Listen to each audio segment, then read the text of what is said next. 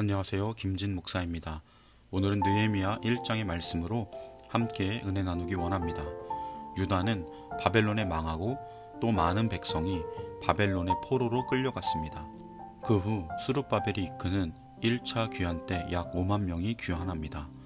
그리고 주위 이웃 민족들의 끈질긴 방해에도 불구하고 기어코 무너진 성전 재건에 성공합니다. 그로부터 80년 뒤에 에스라가 2차 귀환으로 유대 백성들을 이끌고 예루살렘으로 귀향합니다.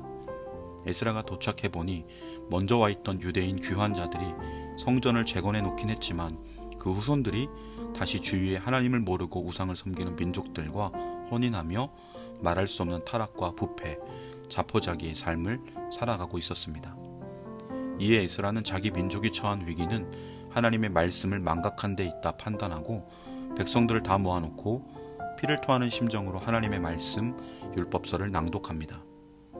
하나님의 사람 에스라는 70여 년간의 포로 생활로 잊혀졌던 하나님의 말씀을 다시 가르쳐 자기 민족이 철저히 회개하며 부흥과 회복이 도래하도록 위하여 평생 노력한 사람입니다.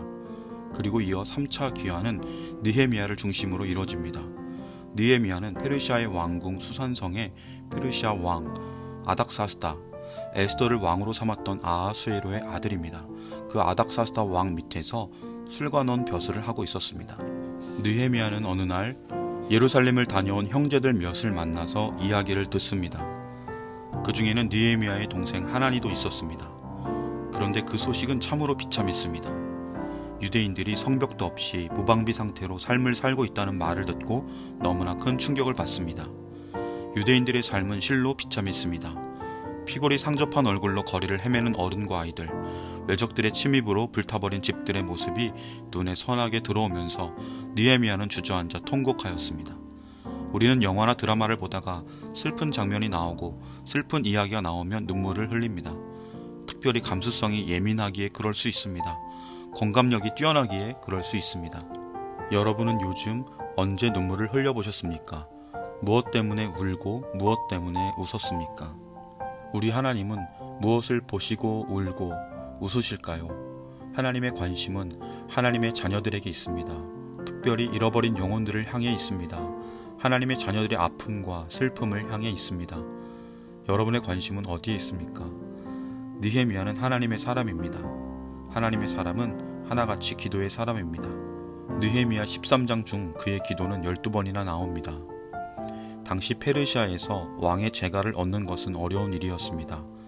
게다가 예루살렘 성벽 짓는 일은 왕이 과거에 금지시킨 적이 있었고 페르시아에서는 한 번 왕이 매듭 지은 일을 다시 거론하는 것은 즉결 처형당할 수도 있는 중죄에 해당했습니다. 그래서 느헤미야는 이 사람 아닥사스다 왕 앞에서 은혜를 입게 해달라고 기도합니다. 잠언 21장 1절 말씀에 왕의 마음이 여호와의 손에 있다 라고 말합니다. 느헤미야는 기도합니다. 그리고 기도에 응답을 받습니다. 왕의 재가를 얻어내는 것, 왕의 친위대와 함께 가는 것, 왕의 도움으로 성벽을 다시 세우는 데 힘을 얻는 것, 그리고 그 모든 것이 합력한 응답, 52일 만에 성벽을 재건한 응답이었습니다. 느헤미야 6장 15-16절 말씀에 보면 성 역사가 52일 만에 엘루럴 25일에 끝남에 우리 모든 대적과 사면 이방 사람들이 이를 듣고 다 두려워하여 스스로 낙담하였으니 이는 이 역사를 우리 하나님이 이루신 것을 알미니라 라고 말합니다.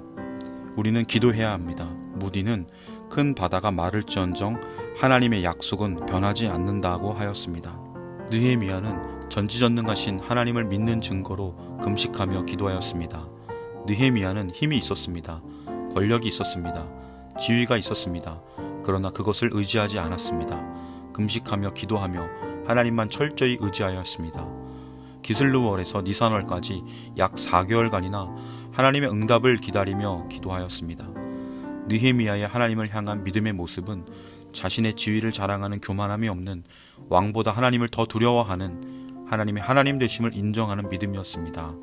사랑하는 성도 여러분, 우리의 눈이, 우리의 마음이 하나님의 눈과 마음이 가 있는 곳에 함께 있기를 원합니다.